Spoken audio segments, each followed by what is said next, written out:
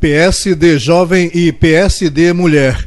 Dois movimentos imprescindíveis do Partido Social Democrático na formação de políticas afeitas ao desenvolvimento de Mato Grosso deram sequência nesta quarta às reuniões visando a integração de jovens e mulheres interessados na luta por uma sociedade mais justa. O PSD já começa inovando, né? Trazendo a juventude para participar já aqui do parlamento, tanto quanto as mulheres, traz para a Casa do Povo.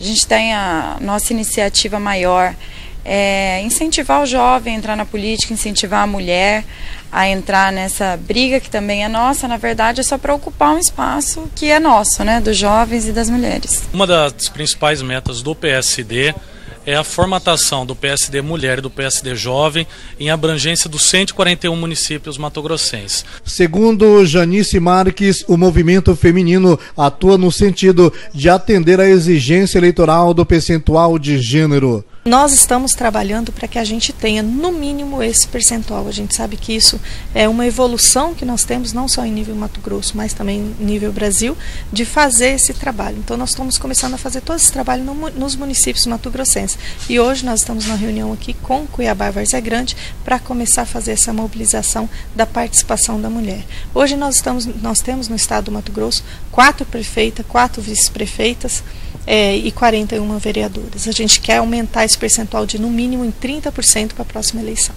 Ao surgir em Mato Grosso, o Partido Social Democrático despertou interesses, segundo o estudante Luiz Pereira, em diversas faixas etárias e classes sociais. Acho interessante eu, como jovem e amante da política, fazer parte desse momento histórico, ser pioneiro nesse momento que começa a se iniciar na política, não só mato-grossense, como a nível de Brasil. O PSD é um partido que veio inovando, né? Depois de tanto tempo aí em brigas partidárias, o PSD veio com ideias novas, ideias diferentes, liderado pelo nosso grande deputado José Geraldo Riva, né?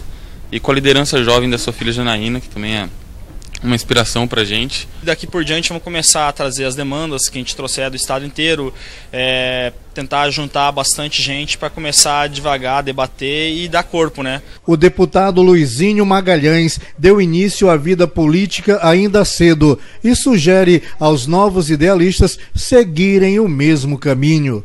Eu sempre incentivei que a juventude pudesse ter essa participação efetiva na vida política.